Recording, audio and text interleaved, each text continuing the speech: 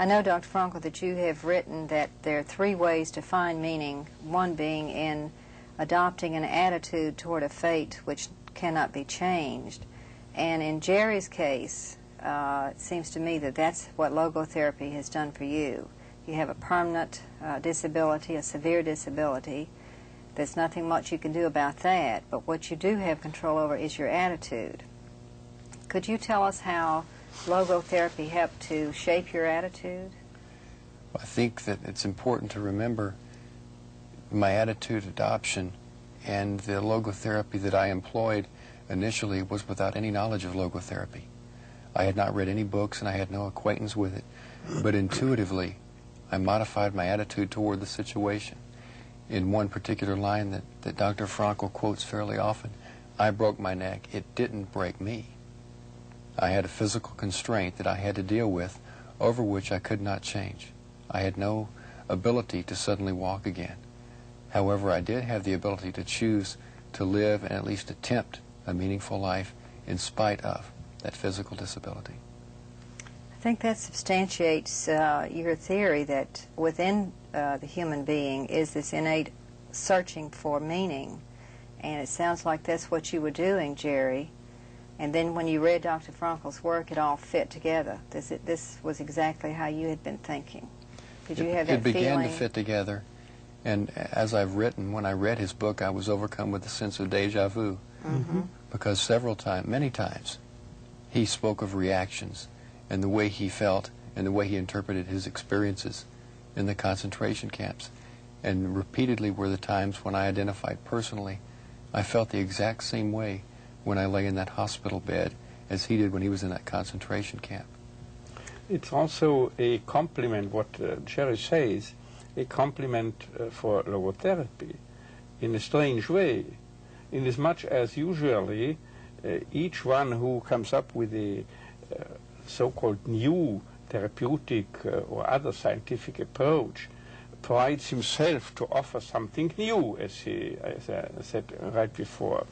Whereas we are proud to just dig out, to just making people more aware, more conscious of something that has been within themselves, built in, as it were, all along. The wisdom of the heart, the sapientia cordis, that it is called, even referred to in the Psalms.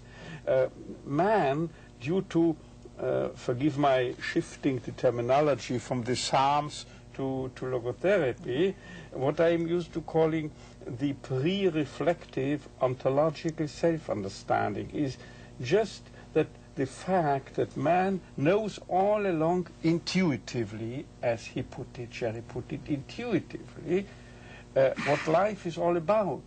That life is a chain of unique situations implying unique potentialities to be actualized in a meaningful way. So the possibilities to invest meaning in our lives, or for that matter in each single life situation, is virtually infinite. Because as you were hinting to before, right before, there are various ways or avenues or leading up to meaning fulfillment. And if one avenue is closed, then you have still others.